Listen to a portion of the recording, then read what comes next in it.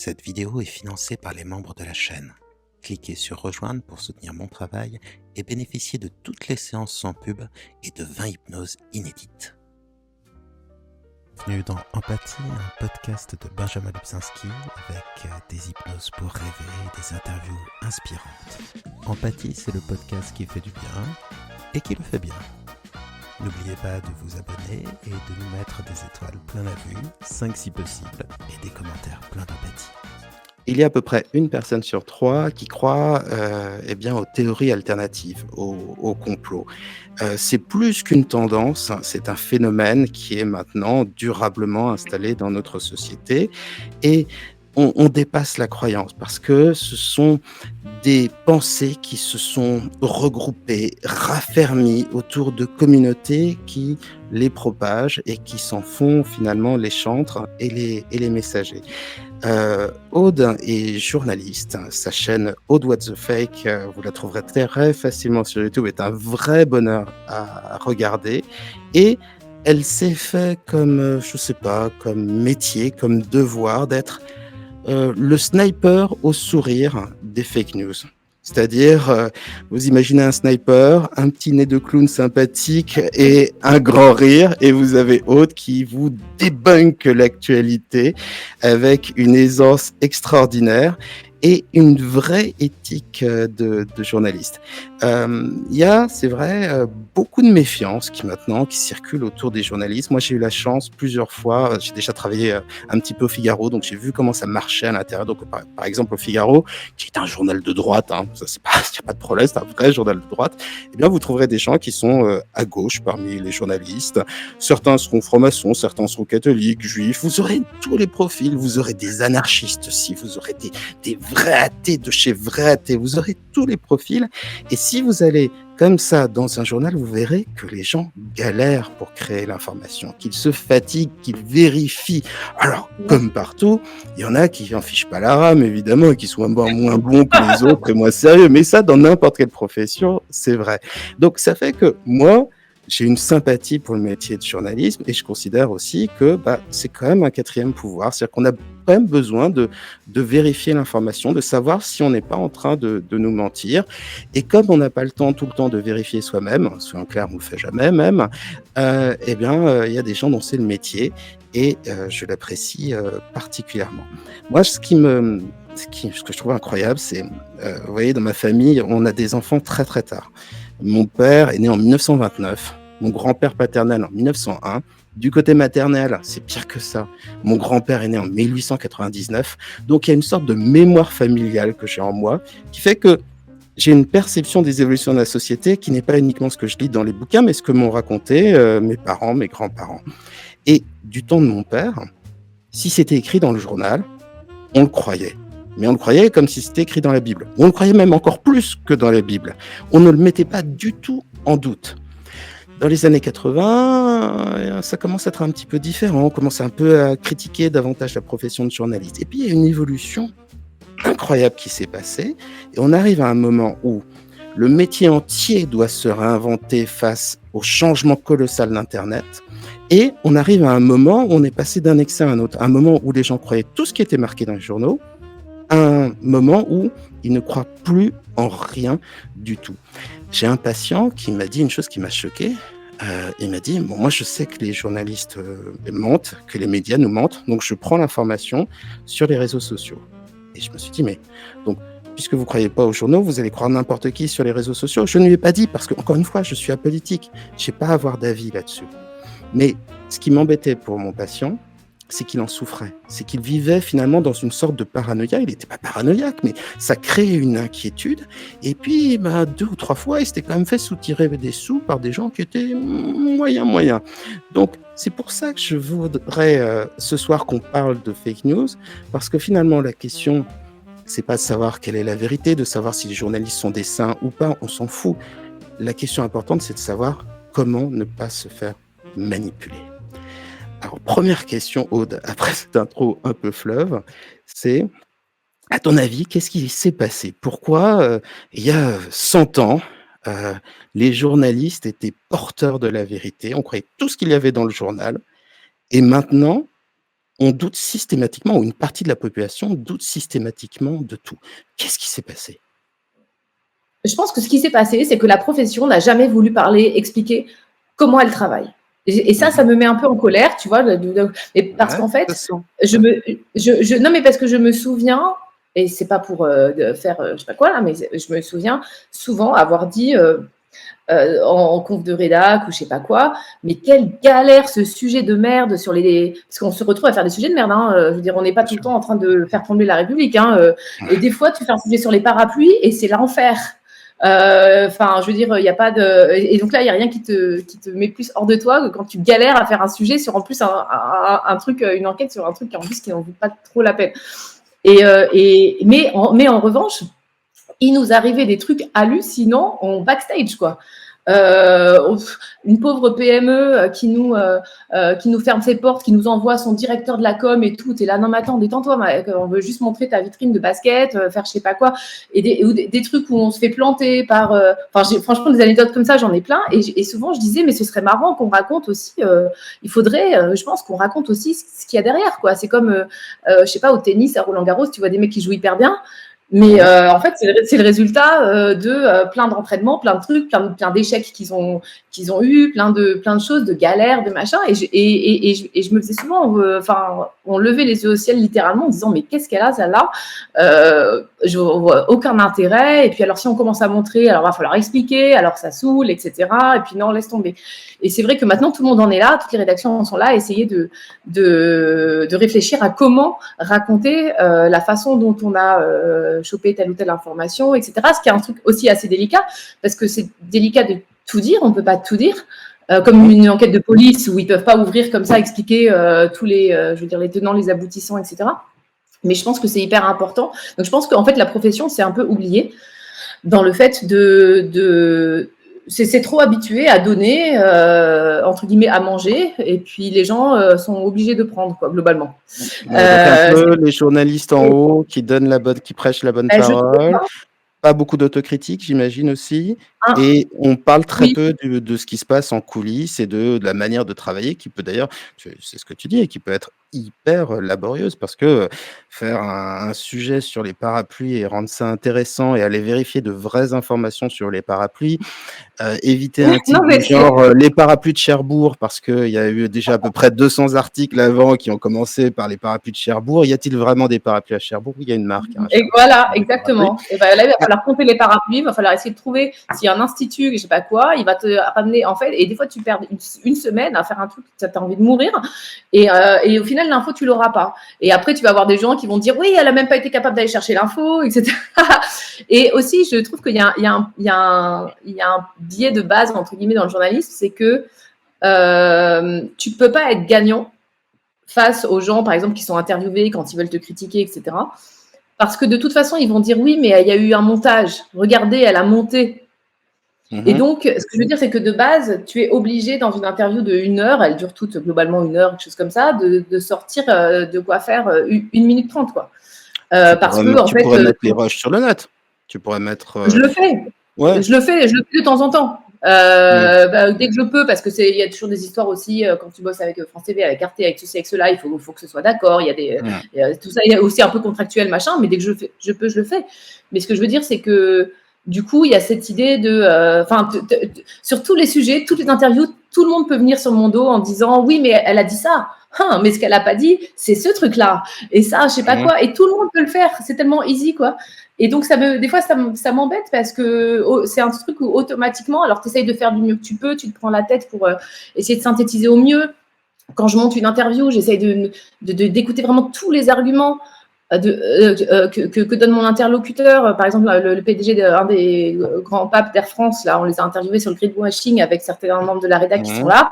Donc le greenwashing, c'est quand on veut se faire passer pour écolo parce que ça fait bien pour la communication, mais que derrière, on n'est pas forcément formidablement écolo. Bah, évidemment, Air France, en termes d'émissions carbone, est peut-être moins bien placé que mon vendeur de confiture normand, qui lui doit être plutôt pas mal.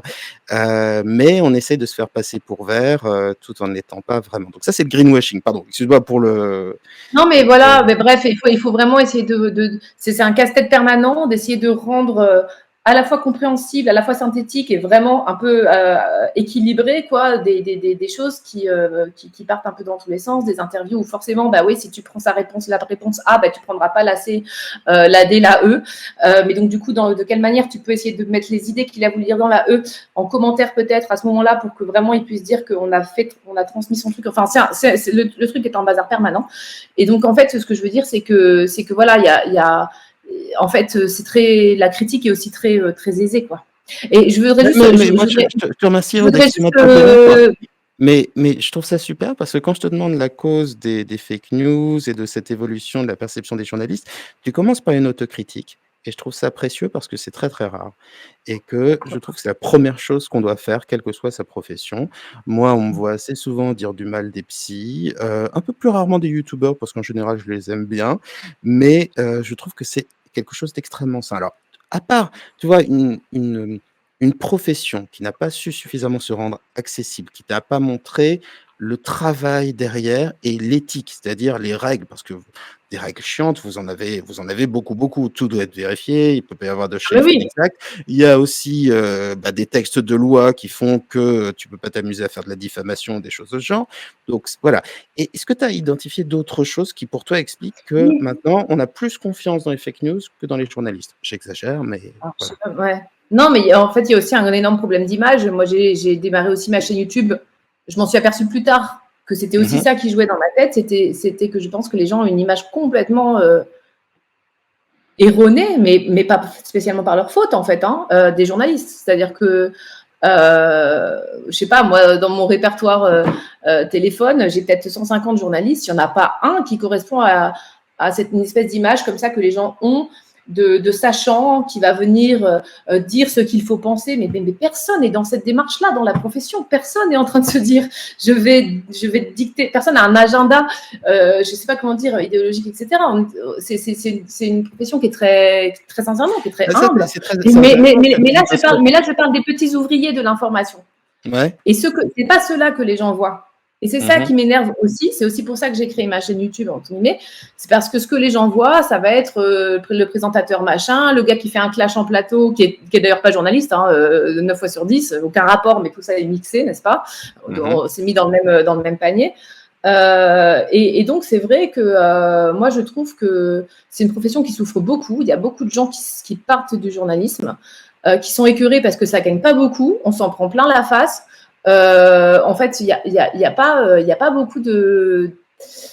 Il n'y a pas beaucoup d'opportunités, même de jobs et tout ça. Enfin, c'est hyper. Il y a des gens qui partent écœurés aussi parce qu'ils veulent faire des sujets intéressants et qu'au final, et ben non, tu fais un sujet parapluie parce que c'est ça qu'on a vendu à la chaîne et et le prochain ce sera un sujet sur le fait divers, je sais pas quoi, parce qu'on sait que ça va faire de l'audience. Donc en fait, voilà, moi ça me rend extrêmement triste de voir des gens qui partent pour faire de la com, pour faire d'autres choses qui sont plus rémunératrices, où on va leur lâcher les baskets et voilà quoi. Et en fait, c'est vrai Ouais, que c'est un peu comme les généralistes qui deviennent médecins esthétiques, quoi, hein. Il y a un moment où tu en as marre ah ouais, bah oui, peut-être. non, mais on a marre d'être Oui. épuisé, de faire du travail administratif, de travailler 12 heures par jour et en désespoir de cause, tu te mets à prendre un boulot qui rémunère moins bien, mais qui ne correspond pas à ta vocation de départ. Toi, quand tu as Moi, commencé, tu as commencé à juste, quelle je date à vois, peu près ouais, YouTube? Tu as commencé à quelle date? en 2017. 2017. C'était pas encore, il me semble, pas encore trop à la mode de voir des journalistes sur YouTube. Je sais pas comment tes Non, confrères alors parce que ont pris la chose. je me souviens avoir cherché, à la base, je voulais pas spécialement montrer ma tronche, très sincèrement, Mhm. et je voulais à la base aider, j'ai cherché qui je peux aider, qui se met sur YouTube, etc. Et c'est vrai que j'avais pas trop trouvé à l'époque. Même si je pense, une fois j'ai dit ça et quelqu'un m'a dit, mais si, il y avait déjà Hugo Décrypte. Et probablement que oui. Mais je sais Mhm. pas, j'avais pas spécialement, enfin, j'en sais rien en vrai. Mais toujours est-il que du coup, c'est ce qui a fait que j'y suis allée aussi, c'est que je ne voyais pas tellement ça. J'ai pas vu, ouais, je suis d'accord. Et pourquoi tu t'es emparé du sujet des fake news? Qu'est-ce qui fait que viscéralement, tu as eu besoin de faire ça? Parce que pour s'en prendre plein la gueule, il y a rien de mieux. Moi, je pense à des des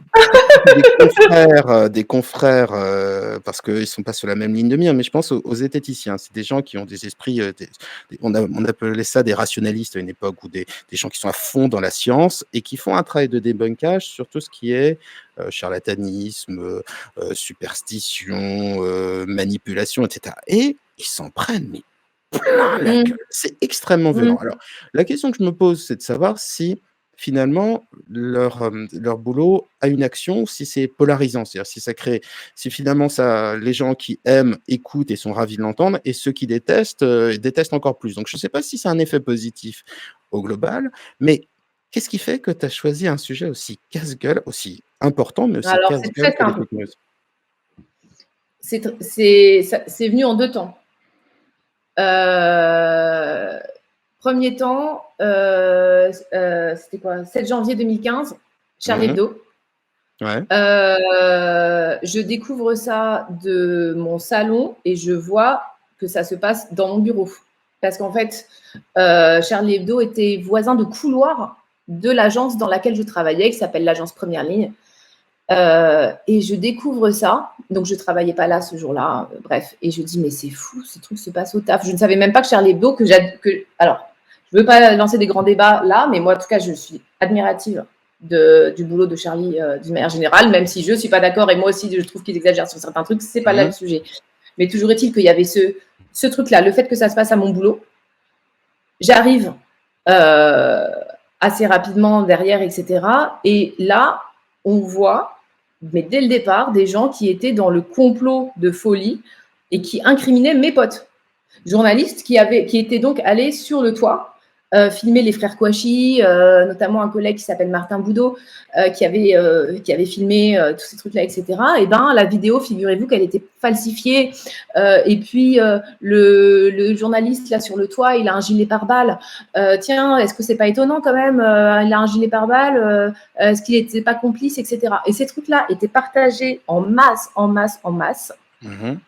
Et moi, ça m'a sidérée. Quand je dis sidérée, c'est-à-dire que j'ai pris mon paquet de cigarettes. Je ne suis pas une grosse fumeuse. Hein. J'ai fumé toute la journée. J'étais comme ça. Je ne savais pas quoi faire. Dans un vrai état, je ne sais pas quelle est sur la sidération, mais je crois que ça doit être à peu près ça. Le stupeur, ouais. Mmh. Et j'ai dit, mais il se passe quoi? Parce que je n'avais pas du tout vu venir, alors évidemment, l'attentat, mais en plus, la folie, toute la folie derrière. Quoi.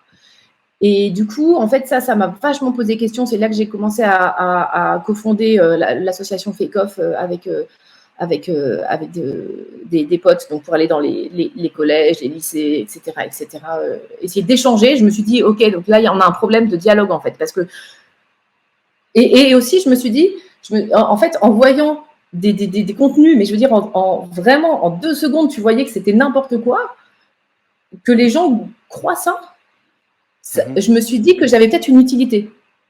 Parce que pour moi, c'était vraiment tellement simple de voir les ficelles qui comme quoi ça tire sur rien. C'est là que ça a commencé à mûrir en me disant, tiens, mais peut-être que finalement, j'ai une place intéressante à faire dans ce domaine-là pour essayer d'aider les gens, en fait. Parce que enfin, en tout cas, il y a quelque chose à faire, un truc très simple. Quand il y a quelque chose que tu fais tous les jours de manière très simple, et puis tu vois qu'il y a plein de gens qui galèrent, tu fais, tiens, mais si je les aidais, en fait. et du coup, c'est là que ça a commencé à mûrir. Et puis derrière, en fait, en 2017, c'est Donald Trump qui venait d'être élu. Et là, ça m'a j'ai refait mon 2e paquet de cigarettes était ce jour-là. Et à ce moment-là, j'ai lu j'étais au chômage parce que c'est une chose qu'on connaît bien. J'étais journaliste entre 2 projets. Là, j'y suis. Là, je me suis inscrite ce matin. Bienvenue. C'est ça. C'est soit on est au chômage, soit on travaille dans une réaction, soit on est entre les deux. Ça s'appelle pigiste. Donc c'est vrai que c'est compliqué. Et donc là, c'était viscéral. Donc c'est une émotion qui t'a forcé à agir. Non, mais en fait, je trouve ça assez intéressant. Il y a des comédiens qui en parlent, avec qui j'ai échangé, qui disent que ton texte ou ta prestation ou tu l'as fait bien quand il y a une colère. Et je trouve que moi, finalement, c'est ça qui m'a animée. C'était une colère. C'était vraiment la base. C'est-à-dire que, tu vois, là, j'en parle, je suis un peu... ça me foutait en colère de voir des gens manipuler de manière aussi éhonté. Parce en fait, il n'y avait rien qui essayait de faire style. Enfin, je veux dire, c'était vraiment. C'était évident que c'était n'importe quoi, quoi. J'ai trouvé ça tellement dégueulasse, en fait. Et donc c'est là que je me suis dit qu'il fallait peut-être faire quelque chose. Et là-dessus, en plus, il se permettait non seulement de raconter nimp et de pipoter tout le monde, mais en plus de vomir les journalistes, quoi. Et alors ça m'a. Je dis, si déjà tu racontes nimp, fais-toi peut-être pour profil bas, etc.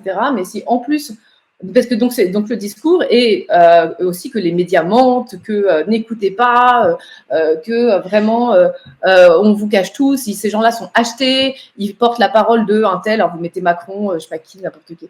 Et là ça a achevé de me. C'est là que j'ai appuyé le bouton créer sa chaîne YouTube. Et j'ai fait maintenant, et je crois qu'il faut qu'on y aille. Il y a un truc que je trouve aussi hyper intéressant, c'est que quand on t'écoute parler, tu n'es pas policé. Ton discours, tu ne dis pas « Et oui, effectivement, j'ai découvert ce qui s'est passé dans Charlie Hebdo et lorsque cet événement arrive, tragique, un mouvement de révolte s'empare de moi. » Tu prends pas la forme du journalisme habituel. Je sais pas d'ailleurs s'il y a des cours de journalisme où on vous dit il faut que vous parliez comme ça, c'est très important. Ne soyez surtout pas naturel, il faut prendre une voix off. La voix, je la fais bien, moi. Ouais, la voix, je la fais très bien. Ah ouais, t'es bonne? Tu sais faire ça? Vas-y, tu nous la fais? Bah, je pourrais te la faire. Bah, vas-y. Il me faut un texte. Orage et désespoir, aux vieillesses ennemies, ce que tu veux. Ah non, mais il me faut un texte. Attends, je vais te chercher le commentaire en exclusivité, le commentaire d'un des. Parce que juste pour. T'inquiète, j'ai encore des trucs à dire, tu peux chercher tranquillement. Je voulais juste dire un truc supplémentaire, c'est que finalement, quand tu es dans un discours qui n'est pas direct, quand tu parles pas vraiment aux gens et quand tu ne réagis pas avec tes tripes, avec ta sincérité, avec une présence, tu as l'impression d'être face à des images qui peuvent sembler fausses.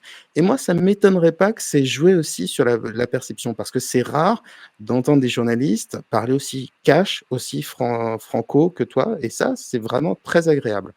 Mais c'est parce qu'en fait, ils ont. Mais tu sais, c'est parce qu'ils n'ont pas beaucoup la parole, en fait. Hein. Parce que finalement, à la télé, il n'y a pas beaucoup de. À la télé, il n'y a pas beaucoup de journalistes qui... Alors, ok, alors ils s'expriment dans les duplex, donc forcément, c'est sujet, complément, machin et tout, donc le truc est un peu carré. Mais des journalistes qui viennent à la télé vraiment parler de manière... Je trouve qu'il n'y en a pas beaucoup, quoi. En tout cas, le ratio homme qui parle divers et variés et versus journaliste, il est extrêmement faible. Mais tu vois, encore une fois, tous mes potes, ils te parleraient pareil. Hein. Comme tu es très direct, non, mais j'en doute pas, bon, ouais, j'en connais quelques-uns, mais comme tu es très direct, je suis persuadé que même quelqu'un qui croit en des théories alternatives, en t'écoutant, va se dire bon, bah, cette meuf, elle est sincère. Ouais, elle croit en ce qu'elle dit. Si elle me raconte ça, c'est pas des bobards, j'écoute. Rien que ça, je trouve ça super intéressant. Ouais, après, il faut être critique. Hein. Je pense que je dois forcément dire des conneries de temps à autre. Enfin, je suis pas non plus. Bien. Voilà, mais voilà. Mais ouais. Vas-y, tu nous fais la voix stéréotypée. T'as trouvé quelque chose? Alors oui, parce que j'ai pas dit. En fait, il y a peut-être des gens qui sont là, je sais pas, mais de la rédaction, parce qu'on en beaucoup. Mon dernier projet là, super, il se fait avec une communauté absolument géniale qu'on retrouve sur Discord. Donc c'est un serveur qui s'appelle Discord. Et il y a, je sais plus de 1000 personnes qui ont rejoint le serveur. Enfin voilà, et on fait des enquêtes ensemble. Et franchement, c'est génial. Je ne veux plus jamais enquêter avec personne d'autre que ces gens-là, parce que je trouve que c'est tellement plus riche que d'enquêter avec des journalistes où on est tous un peu en vase clos, à avoir les mêmes réflexes, à avoir les mêmes façons de penser, etc. Et donc, c'est un programme qui sortira sur Arte en novembre, qui s'appelle Citizen Fact. Et du coup, dont le but, Aude, si vous voulez, j'ai le commentaire. Très bien, dont le but est, pour être clair, d'une manière collaborative et citoyenne de débunker, pour utiliser un bon anglicisme, des fake news. Donc de faire des enquêtes, de les choisir ensemble et de faire en sorte finalement que le journalisme appartienne à tout le monde d'une certaine manière. Ben oui, parce que c'est un bien commun finalement et c'est génial de pouvoir et en fait additionner nos richesses. parce que moi, j'ai un peu un carnet d'adresses avec les 15 ans d'enquête que j'ai mené. J'ai le commissaire machin, le truc, le gars du ministère et le ceci et le Même cela. le numéro de téléphone d'Emmanuel Macron, paraît-il. J'ai essayé, mais ouais, non. Et puis, j'ai la méthode, etc. J'ai des réflexes un peu basiques, enfin, basiques ou pas trop basiques finalement, mais enfin, bref, d'enquête. Et puis, il y a des gens qui ont par exemple, ici, il y a Urgoz, je ne sais pas s'il est encore là, qui se cache. Et ben, Urgoz, il a repris ce qu'on appelle c'est un petit exemple, hein, mais il y en aurait plein d'autres à dire. Il s'y connaît en code, etc. Il a repris un bot sur Twitter. On a fait une enquête sur Wikipédia et en fait, il gère un bot qui montre en fait dès qu'il y a des modifications d'articles Wikipédia qui se font depuis des lieux de pouvoir. Donc par exemple, quelqu'un à l'Assemblée nationale se connecte sur Wikipédia pour changer la page de tel député. On le voit. Ça s'appelle comment ça s'appelle? Urgo, si t'es là, je sais déjà plus. Tu sais, je suis en vacances moi. Hein. Le compte Twitter modif élu, je crois, etc. Il y a une autre personne qui s'appelle, son pseudo c'est Yakiseo. Il a accès à un site absolument génial. C'est un pro du référencement. Il nous a aidé à remonter en fait. Je ne vais pas détailler, mais en tout cas à remonter les financements d'une asso anti-IVG qui raconte globalement un peu n'importe quoi. Et donc, tout ça, c'est des gens, si tu veux, en fait, on additionne. Ça y est, Urgoz dit c'est sur Twitter, c'est modif _wiki _élu. Je le mettrai en lien dans la vidéo. Ouais, et du coup, enfin voilà, en fait, si tu veux, ce qui est génial, c'est de pouvoir additionner un peu toute cette énergie, toutes ces compétences pour sortir des trucs super, quoi. Et donc voilà, donc c'est pas. Et donc, je peux vous lire le générique, mais je sais pas pourquoi on s'est dit. Non mais vas-y, parce que ce que tu vois, par exemple, je vais faire un peu d'autocritique sur YouTube. Il y a un parler YouTube, il y a une manière de couper sur YouTube. Et moi, j'ai jamais fait ça. Quand je parle à la caméra, je parle comme si je m'adressais à un de mes patients ou à quelqu'un dans la rue, peu importe. Et je ne changerai jamais cette habitude. Je fais hors de question de me formater. Et je pense que l'expression d'une sincérité, d'une individualité, fait que l'on prête davantage crédit à ce que tu vas dire. Vas-y, parle-moi. Non, mais tu as raison. Des travaux pratiques. Tu me racontes en 2 secondes, avec ta propre voix et tes mots, ce que tu vas nous dire, et après, tu nous le fais version journaliste. Ça va être terrible, parce que le problème, c'est que j'ai été tellement déformée. Pendant 10, 11, 12 ans, j'ai fait du M6, des trucs avec des voix, tu vois. Et du coup, j'ai tendance à reprendre cette voix, et c'est terrible. Et donc, tu veux que je fasse quoi? Tu veux que ça parle de quoi, ce que tu vas nous lire? Ah bah, c'est le générique d'un épisode. De l'épisode sur l'adrénochrome. L'adénochrome. Ah oui. Okay. Attends, ça me dit. Ouais, alors ça, c'est encore un délire. Ouais. Ah ok. Non, en deux secondes, c'est quoi le délire? J'en ai entendu parler, mais j'ai complètement oublié. Alors, il y aurait des réseaux pédosatanistes. C'est le mouvement QAnon, c'est ça? Voilà. Ouais, d'accord. Qui ferait du trafic de sang d'enfants. Enfin, un truc très, très, très, très dégueulasse. Pour la jeunesse éternelle, si je ne me trompe pas. Voilà, c'est ça. D'accord. Alors que, soit dit en passant, si je me souviens bien, c'est une molécule qu'on peut synthétiser sans tuer d'enfants. Ça se synthétise comme ça par n'importe quel laboratoire pharmaceutique. Donc, voilà, c'est pas très dangereux. Donc voilà, ça, tu me l'as raconté comme si tu me le racontais à moi. Vas-y, fais-le façon journaliste. T'es prête? Mais vas-y, c'est rigolo. Donc, il y a d'abord une accroche. Tu auras le droit de me donner un gage si tu veux après. Il n'y a pas de problème. Donc, il y a d'abord une accroche. Mais je vais essayer de Alors, cette enquête, je ne vais pas la mener toute seule. Plus d'1 millier d'Européens et d'Européennes a rejoint la rédaction collaborative que j'ai créée.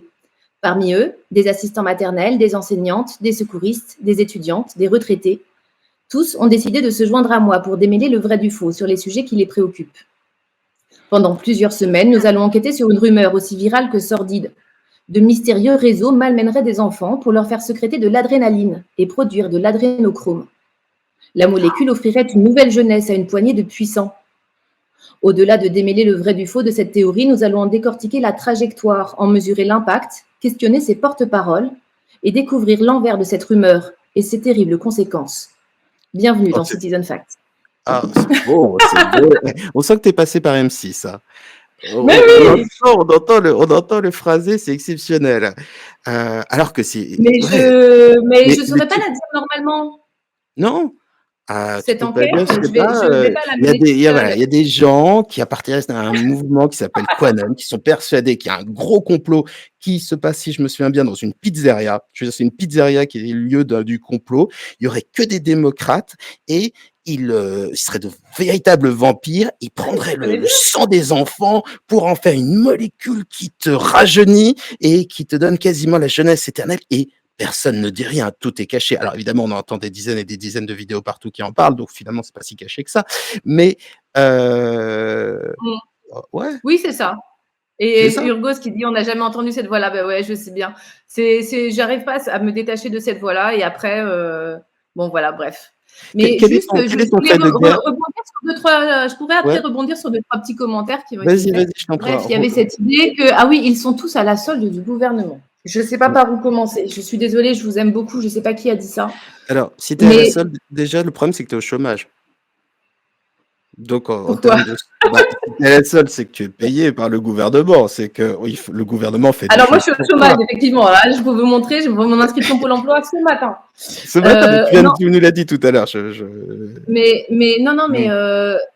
alors j'ai envie de poser la question de base. Quelle est votre source, monsieur ou madame? Qu'est-ce qui vous avez des bulletins de salaire signés Élysée ou enfin, vous voyez, en fait, ils sont à la solde du gouvernement. Alors déjà, ils qui? C'est-à-dire tous les journaux. En fait, c'est intéressant d'avoir de la précision. Donc, ils, c'est qui? C'est les 35 000 journalistes français. Putain, ça fait des frais, c'est clair. Qui sont à la solde du gouvernement. Quel est l'élément qui montre ça? Voilà, voilà une petite question que je pose. Et puis Non, mais après, c'est hyper intéressant. Mais moi, j'ai envie de dire, c'est simple. Tous ces journalistes que vous voyez à la télévision, dans la presse, à la radio, etc., ils sont sur Twitter. Vous avez envie de leur poser une question. Vous avez même envie de les interviewer. Vous avez envie qu'ils parlent de leur métier. Je suis sûr que... Oh, ils répondront pas tous, hein, évidemment. Il faut pas exagérer quand même. Mais je suis sûr que vous pourrez leur poser des questions et se faire une idée qui est une idée de première main. C'est-à-dire que, encore une fois, moi, ouais, je c'est suis ça. apolitique. Simplement, en ayant vu tous les journalistes que j'ai pu voir, j'en ai pas vu deux identiques. Donc, en termes de complot, quand ils sont jamais d'accord les uns avec les autres, ça marche pas Ça, terriblement. c'est vrai.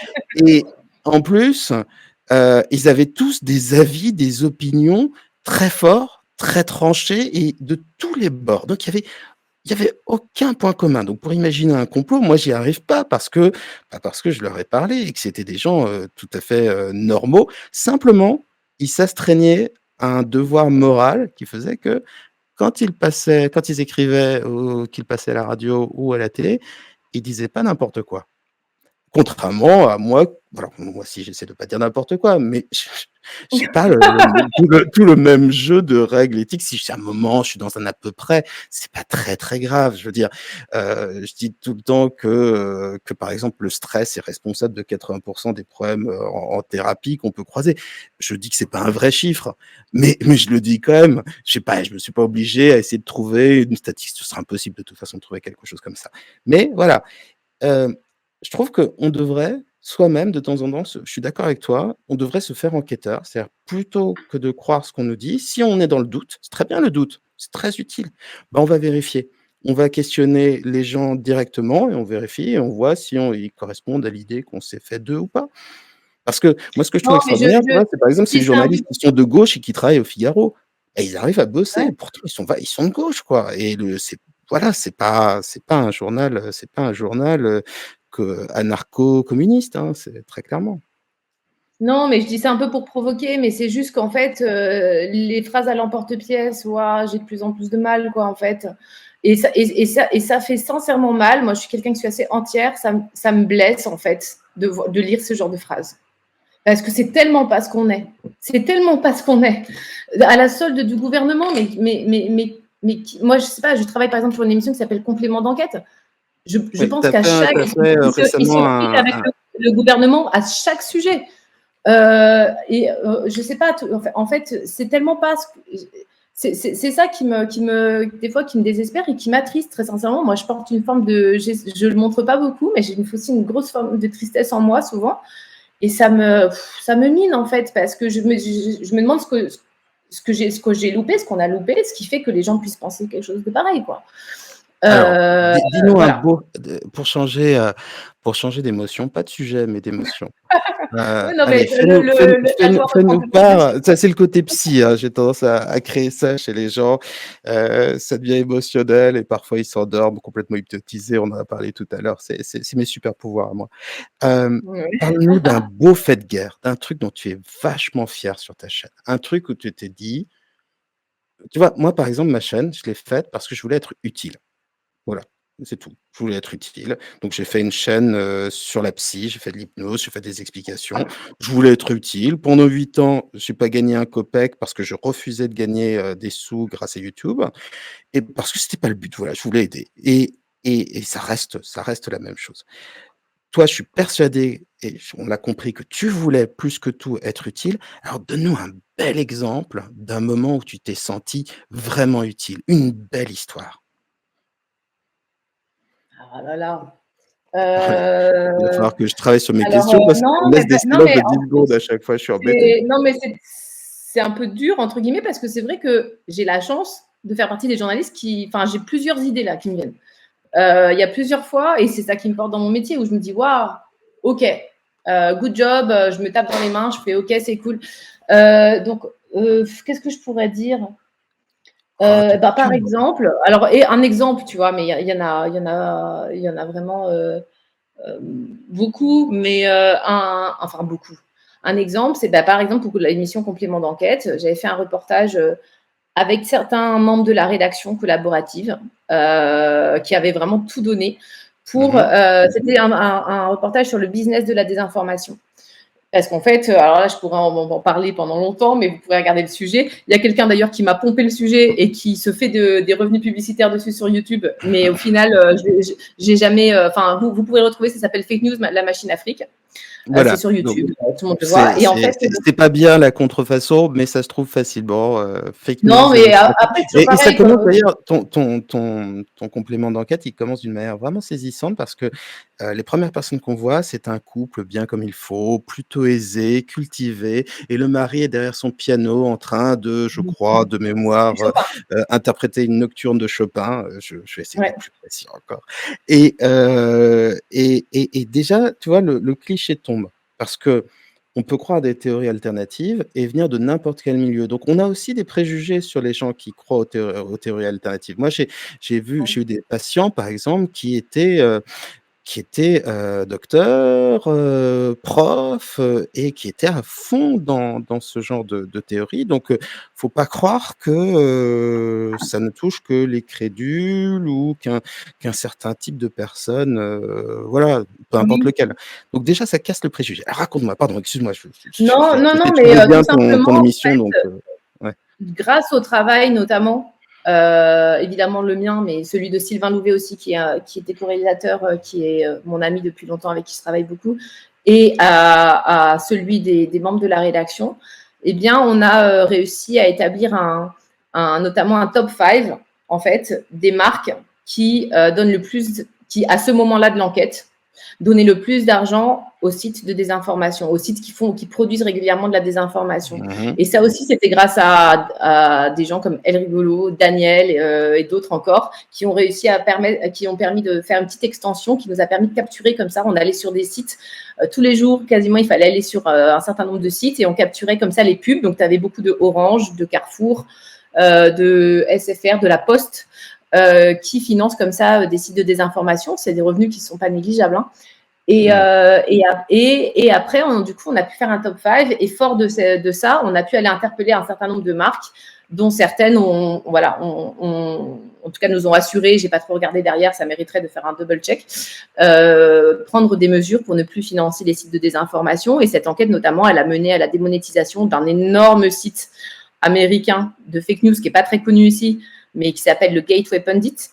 Mmh. Qui est vraiment quelqu'un qui faisait des fake news, mais vraiment dégueulasses sur, je sais pas, en fait, l'extrême droite aux États-Unis, beaucoup, ceux qui sont dans la réinformation, entre guillemets, se servent d'attentats pour incriminer l'extrême gauche. Donc en fait, les attentats plutôt d'extrême droite. Hein. Et donc là, par exemple, il y avait eu un événement à Charlottesville avec c'était quelqu'un de l'alt-right américaine qui avait foncé dans la foule et tout, et il allait accuser faussement un gamin qui avait rien demandé, qui avait genre 19 ans à l'époque et tout, et le gars qui est toujours en dépression 4 ans plus tard et tout. Bref, et donc ce site-là a été démonétisé par Google. Et François également a été démonétisé par Google suite à cette enquête. Donc ça, c'est vrai que voilà. C'était un effet important parce que c'est vrai que François, qui était une marque très connue et un journalisme qui c'était pas Le Monde, mais c'était quand même un travail journalistique, ça a été racheté et puis il n'y a plus du tout la même éthique après et on va dire ils ont une oreille plutôt sympathique pour les théories alternatives. Je veux pas dire, voilà, je veux pas aller plus loin. Donc effectivement, que tu aies une démonétisation, ça c'est très très impressionnant. Qu'est-ce que ça t'a fait comme effet de retrouver ta voix sur cette chaîne? C'est-à-dire de ne pas parler au nom d'un journal, en étant cadré par tes règles habituelles. Les règles éthiques, les règles morales, elles y sont, il n'y a pas de souci. Ça, c'est clair, tu as ça viscéralement dans ta peau. Mais franchement, c'est toi qui parles. Ça doit faire du bien. Ça fait un bien fou, ça fait un bien fou. Ça fait un bien fou. Souvent, je me suis dit, ce que j'ai fait sur ma chaîne YouTube, si j'avais essayé de le vendre à une chaîne et tout, je serais peut-être encore en train d'essayer. Enfin, c'est très frileux aussi comme par exemple, comme secteur, je veux dire, le système médiatique d'une manière générale. Par exemple, le Citizen Facts, qui est le programme que j'ai réussi à faire aboutir, du coup, qui met en avant les enquêtes qu'on fait avec les citoyens, etc. J'ai mis 2 ans quand même à convaincre Arte donc en fait le fait d'appuyer sur un bouton, de dire ce que tu veux et puis d'être en contact direct avec les gens, c'est génial. Après il y a un côté je sais pas comment dire, mais ça c'est peut-être ma psychologie à moi un peu folle, où en fait je me sens toujours redevable des gens, j'ai l'impression que c'est pas assez bien, que je sais pas quoi, qu'il faudrait que j'en fasse plus. C'est ce qu'on se disait ça tout à l'heure. Il faudrait que je fasse plus de vidéos. Le syndrome de l'imposteur, quoi. Un peu, tu vois, et donc aussi très rapidement un peu blessée par des petites remarques, des trucs. Enfin, c'est quelque chose où il faut quand même être assez solide, quoi. Hein. Donc ça va mieux. Je me suis guérie entre guillemets là de ça pour l'instant, mais c'est vrai que voilà. Mais je veux dire la bouffée d'air frais, d'être soi et de raconter les choses comme tu le veux, ça fait vraiment. Ça c'était génial, quoi. Je voudrais encore rebondir sur 2-3 trucs après, mais tu me dis parce que moi, en fait, je peux parler jusqu'à minuit, en fait. Oui, c'est avec plaisir. L'un des liens que je vois en revanche entre nos deux chaînes, c'est que moi, en tant que psy et aussi en tant que youtubeur, une partie de mon boulot, c'est d'apprendre à mes patients et un tout petit peu aux internautes, parce que j'aborde moins quand c'est sur ma chaîne YouTube, à pas se faire manipuler. Parce que des gens qu'on appelle des pervers narcissiques, il y en a plein partout, c'est courant, les stratégies de manipulation, ce sont toujours les mêmes et donc je donne souvent des conseils simples pour détecter, les gens manipulateurs. Les manipulateurs, en général, ils soufflent le chaud et le froid. C'est un coup, ils disent, quelque chose de sympa, un coup désagréable, sympa, désagréable, sympa, désagréable. C'est la douche écossaise. Pourquoi? Parce qu'au lieu de parler selon leur cœur, leur sincérité ou leur foi, leur idéal, ils parlent en fonction de leur intérêt. Donc un coup, ils vont dire blanc, un coup, ils vont dire noir, et cetera et ça, c'est un truc qui te permet de détecter, 9 fois sur 10. Et puis il y a cette phrase qui n'est pas de Martine Aubry, mais qu'elle avait reprise, c'est quand il y a un flou, il y a un loup. Dès qu'il y a un truc qui n'est pas clair, foutez le camp, quoi. Vous embêtez pas. C'est tellement facile d'être clair, c'est tellement facile d'être direct. Il y a un truc qui est pas clair, quelque chose qui tient pas, qui est survendu, voilà, qui va trop loin. Fichez le camp. Toi, quelle est ta, comment dire, pour pas se faire manipuler, qu'est-ce qu'on doit avoir comme réflexe? Moi, je te parle du côté psy, mais je reçois un contenu, quel qu'il soit, sur Facebook, Insta, YouTube, et cetera.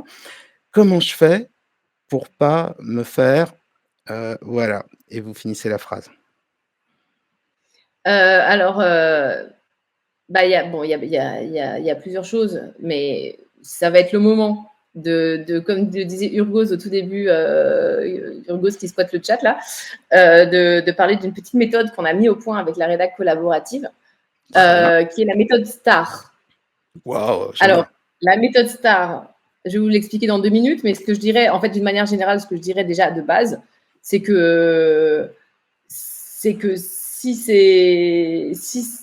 tous les contenus qui génèrent une grosse émotion, je pense qu'il faut direct faire hyper gaffe, quoi.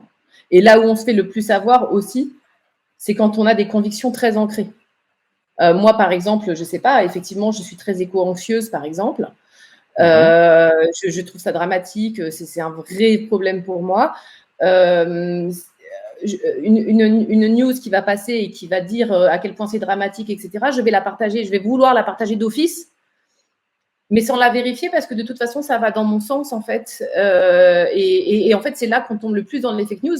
C'est quand il y a des contenus qui nous confortent dans ce qu'on pense déjà. Là, tu peux être sûr qu'il faut vachement se méfier parce qu'il y a vraiment de grandes chances pour que, surtout si c'est un peu spectaculaire, etc., la news, pour que finalement tu te fasses avoir. Donc, en fait, c'est aussi une éducation à se méfier de ses propres biais. Et en fait, et donc tous les contenus qui génèrent des émotions, notamment de colère, etc. Il faut faire évidemment hyper gaffe parce que c'est la machine afrique de faire du contenu qui indigne les gens. C'est ça qui fait des clics, c'est ça qui fait de l'argent, c'est ça qui fait de la visibilité, c'est ça qui fait tout en fait. Donc une fois qu'on sait ça, qu'on connaît les ficelles de ce genre de manipulation, faire hyper gaffe évidemment. Et puis après la méthode STAR. Alors c'est vraiment, on est sur de la base, donc c'est le S, c'est la source. Donc en fait, quelle est la source? Mais ça c'est un truc basique. Par exemple, je vais dans l'école de ma fille. J'ai fait 2 heures là-dessus la dernière fois. C'est quoi les sources? Ça vaut dans la cour de récré, ça vaut n'importe où, ça vaut sur... vous savez quoi? J'ai un truc trop rigolo. Attendez, je vais vous montrer. Par exemple, pour les enfants, moi, mes enfants, ils mangent des danettes. Ouais.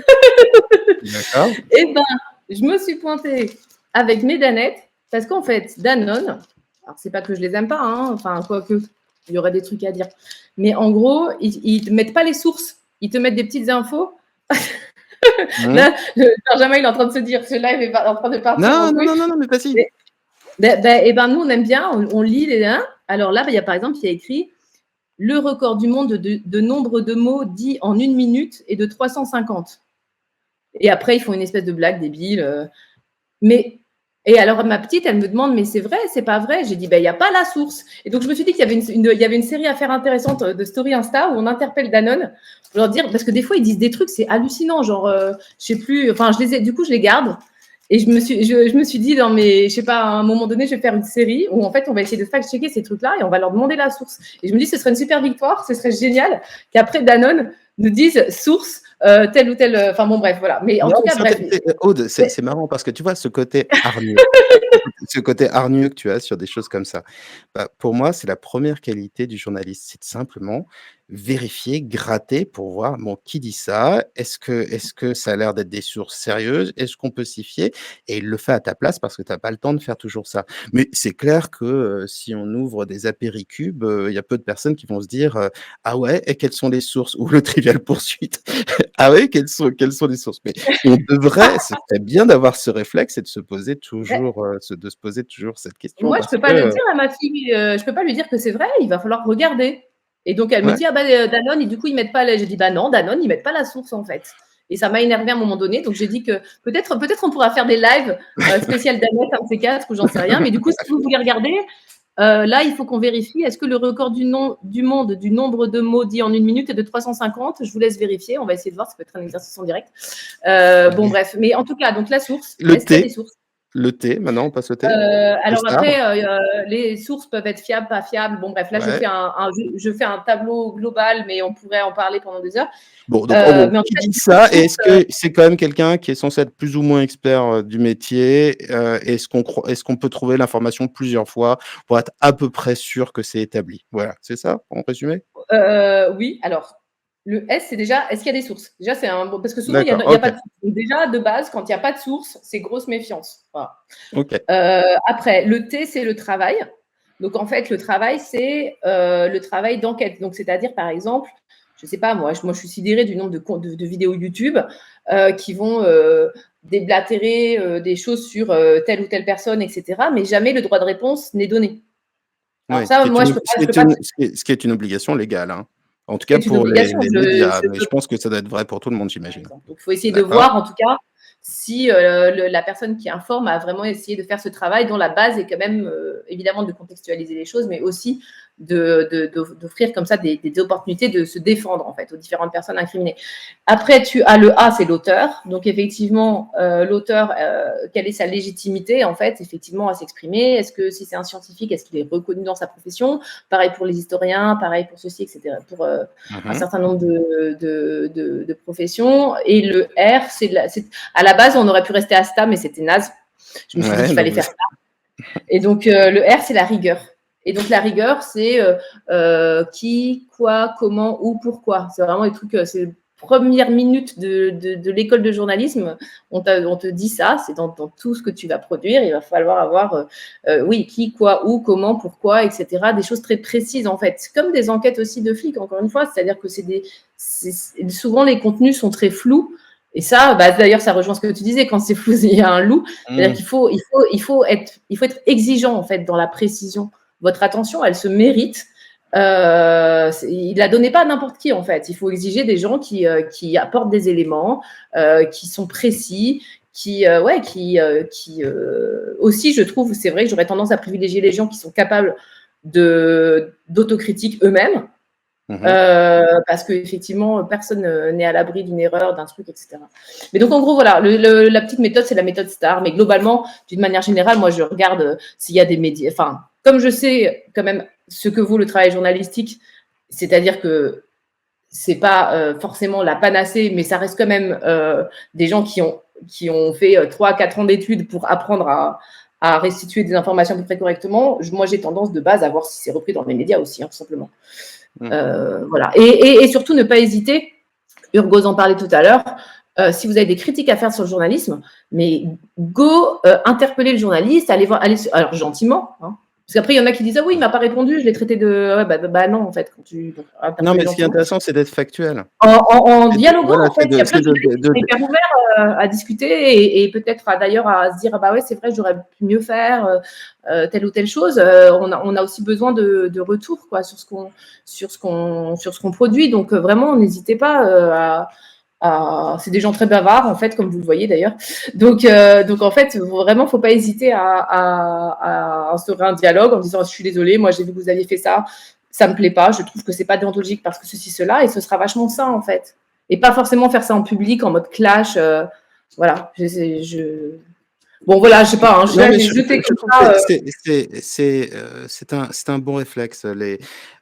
On peut enquêter soi-même. Les journalistes, les gens sont maintenant extrêmement accessibles. On a des indices. Faut dire aussi qu'il y a moi, je trouve que ce que tu dis est très, très organisé, mais de la même manière que les journalistes ont un style, les arnaqueurs ou les, dispensateurs de fake news, sans comparer l'un avec l'autre, ont aussi leur style. C'est-à-dire que dès qu'il y a quelqu'un qui dit vous allez gagner de l'argent grâce à moi, vous allez attirer la Ah oui. réussite, ou quelqu'un qui arrive qui dit ouais alors moi tu vois, l'oncle de mon frère, de ma sœur en fait tu vois, donc c'est mon oncle mais c'est pas grave, il travaille au CNRS, il a bac plus 12. Bon, bah, voilà, il y a un style, il y a une manière de parler, une manière de s'exprimer qui fait que bon, voilà, il faut pas forcément se fier à cette information. Et c'est vrai que, heu, quand il y a un discours, vérifier que c'est un peu, thèse, antithèse, quoi, que c'est pas, uniquement blanc et noir, mais qu'on s'est interrogé sur les 2 côtés, s'il y en a que 2, en essayant voilà, de faire un propre travail sur soi-même et de ne pas juste être un vecteur de propagande et d'une opinion. Ça, c'est vraiment, très, très important. Non, juste rapidement. Ouais, tu voulais répondre à Euh, 2 ou 3 choses dans le chat, c'est ouais, ça? oui, rapidement. Ah oui, non, et vous pouvez aussi évidemment venir dans la rédaction collaborative sur Discord. Je sais plus, il faut mettre le lien. Bah tiens, Urgos, je vois qu'il est là, parfait. On, Urgos, on- si jamais on tu le veux mettre le trouve, lien. on le trouve sur ta Non, mais chaîne parce que Aude What the Fake, non? non, mais parce que c'est plein de gens qui se posent aussi des questions. D'ailleurs, je m'inclus dans ces gens-là qui se posent des questions et qui essayent juste de faire leur chemin vers les faits. J'aime pas trop la notion de vérité, moi, vers Mhm. les faits de la manière la moins casse-gueule possible pour essayer de s'approcher du réel, quoi. Donc, ça peut aussi être chouette d'échanger avec les gens qui sont sur le Discord, voilà, pour essayer de se faire son chemin. Je te remercie infiniment, Aude. C'était vraiment Désolée. super. Et je n'aurais qu'une seule envie, c'est de continuer cette conversation avec toi parce que c'était passionnant. Je pense qu'avec cet échange, on a pu apprendre, découvrir plein de choses. D'abord, je te remercie parce que, euh, tu sais, Diogène, le philosophe, il allait dans la ville d'Athènes avec une lanterne à la main. Et quand on lui demandait pourquoi, il disait: «Je cherche un homme honnête». Et a priori, il devait avoir du mal à trouver des hommes honnêtes parce qu'il se promenait tout le temps avec sa petite lanterne. Bah, quand on t'écoute, on voit une femme honnête, on voit une femme entière, une femme de conviction, mais pas une femme dogmatique. La première chose que tu as commencé à dire, c'était une autocritique sur ta profession. Tu n'as jamais bombardé des vérités, tu les as toujours interrogées et on voit bien que ta passion te pousse à chercher, à comprendre et à transmettre. Et ça, je trouve que c'est un très beau métier. Donc, quelles que soient les convictions que vous avez, je vous invite à découvrir la chaîne d'Aude qui s'appelle donc Aude What the Fake. Si vous êtes pour les théories alternatives, c'est un bon masochisme. C'est-à-dire que chercher à secouer ses propres convictions, ça fait du bien, ça libère. Ça ne veut pas dire qu'on est complètement converti à la fin, on peut ne pas être d'accord, mais il y a qu'au contact des gens qui ne sont pas d'accord avec nous, qui ont un autre regard sur le monde, qu'on apprend des choses. Ça fait du bien, ça change des réseaux sociaux habituels. Et si vous êtes fan de la recherche de la vérité, des faits, bon, la tentative en tout cas, parce que pour reprendre l'autre, je ne sais qu'une seule chose, c'est que je ne sais rien. Bon, bah, essayez d'être un peu moins abruti, essayez de comprendre les choses, de creuser. Ma foi, dans un monde où on connaît peu de choses, on est dans l'ignorance, bah, ça fait du bien qu'il y ait des gens qui en aient fait une passion, un métier. Donc, merci infiniment, Aude. Ça fait Merci. plaisir de voir une personne entière.